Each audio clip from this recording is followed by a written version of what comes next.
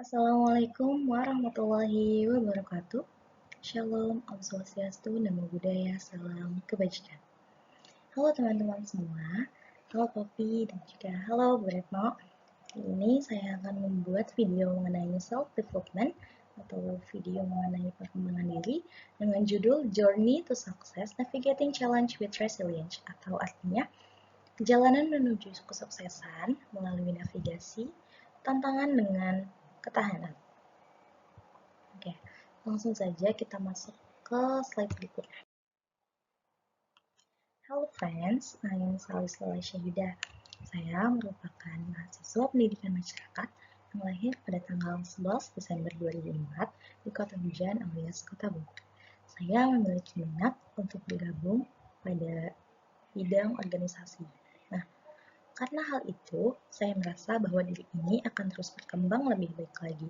Karena dengan saya akan join di organisasi itu pasti bakal banyak benefit-benefit yang saya dapatkan. Contohnya, saya akan lebih lebih meningkatkan soft skill saya gitu. Contohnya public speaking, atau mungkin nanti juga saya juga bakal bisa meningkatkan manajemen waktu saya dan lain sebagainya.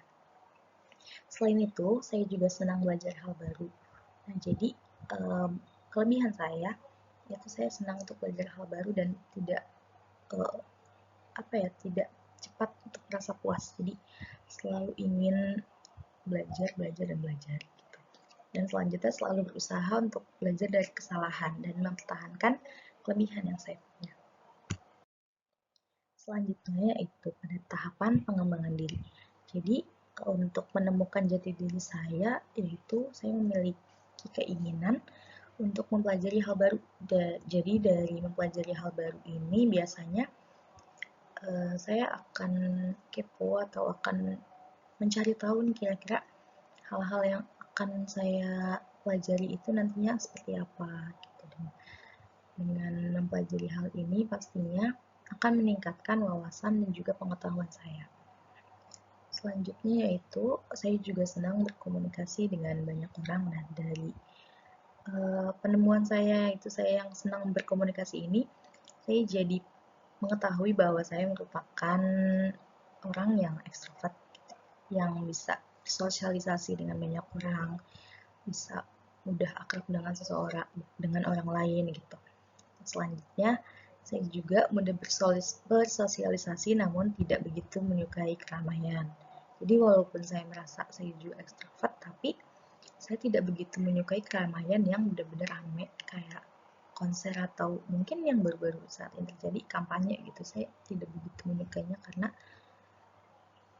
dengan banyaknya orang yang ada di suatu lingkup itu pastinya kadang saya akan merasa pusing dan lain sebagainya, pastinya tidak begitu saya sukai gitu. Ya, masih pada tahapan pengembangan diri, bagaimana cara saya mengatasi tantangan? Oke, sebelumnya akan saya jelaskan terlebih dahulu tantangan-tantangannya.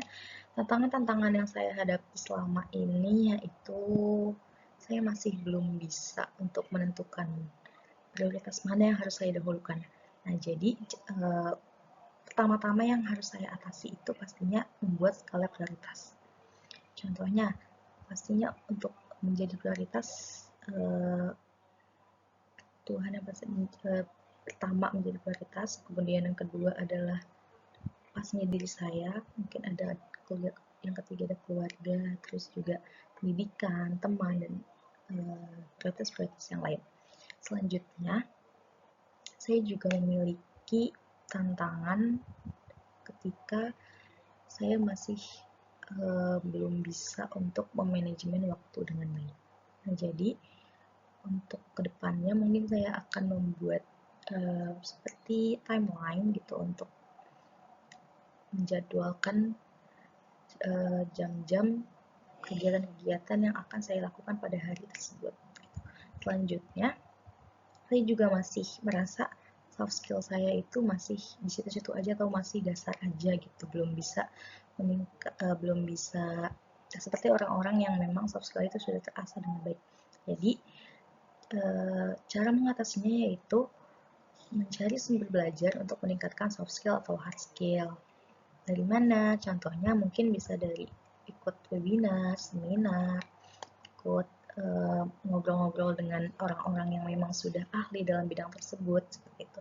Selanjutnya yaitu percaya dengan diri sendiri dan tidak bergantung dengan orang lain. Nah, ini biasanya terjadi ketika saya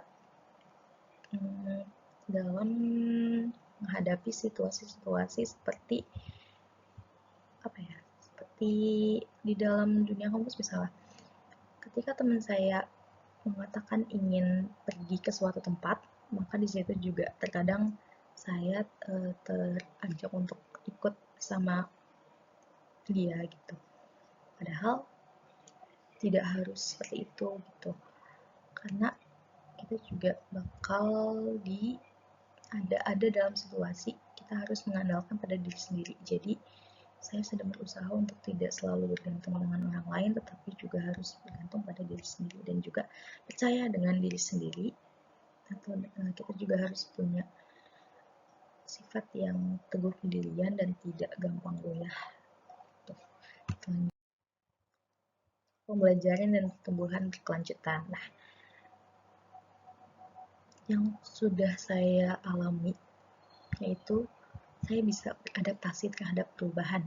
Nah, dengan memperoleh pengetahuan dan keterampilan yang baru secara terus-menerus, pastinya saya dapat lebih mudah beradaptasi dengan perubahan lingkungan, teknologi, dan kehidupan sehari-hari. Kebutuhan hidup sehari-hari. Nah, hal ini membantu saya dalam menjaga relevansi dan ketangguhan dalam menghadapi tantangan baru. Selanjutnya yaitu saya juga berusaha untuk meningkatkan kualitas hidup. Jadi dari pembelajaran keberlanjutan ini yang sudah saya pelajari 1 semester sebelumnya, itu memotivasi saya untuk terus berkembang secara pribadi dan profesional. Pada gilirannya dapat meningkatkan kualitas hidup secara keseluruhan. Hal ini bisa berupa peningkatan kesejahteraan finansial, kesehatan fisik dan mental, serta hubungan sosial dan kepuasan hidup secara umum. Dan yang terakhir yaitu ungkapan syukur. Yang pertama, saya sangat bersyukur atas berkat dan rahmat yang telah Allah berikan kepada saya. Selanjutnya, saya juga merasa bersyukur kepada diri saya sendiri karena telah memprioritaskan kesehatan dan kesejahteraan saya serta melakukan langkah-langkah untuk menjaga diri dengan baik. Selanjutnya, saya juga berterima kasih kepada ibu, bapak, keluarga saya atas semua pelajaran yang tentang nilai-nilai kehidupan yang telah kalian tanamkan pada dalam diri saya, karena saya sangat bersyukur memiliki orang tua yang menjadi teladan yang baik bagi saya. Dan tidak lupa juga kepada teman-teman seperjuangan saya ketika melihat seberapa jauh kita telah sampai bersama-sama, saya hanya bisa merasa untuk berterima kasih kepada teman-teman atas semua kontribusi dan perjuangan yang telah kalian lakukan. Mungkin cukup sekian video ini saya buat. Mohon maaf jika dari PowerPoint-nya atau mungkin penyampaian saya yang masih kurang jelas.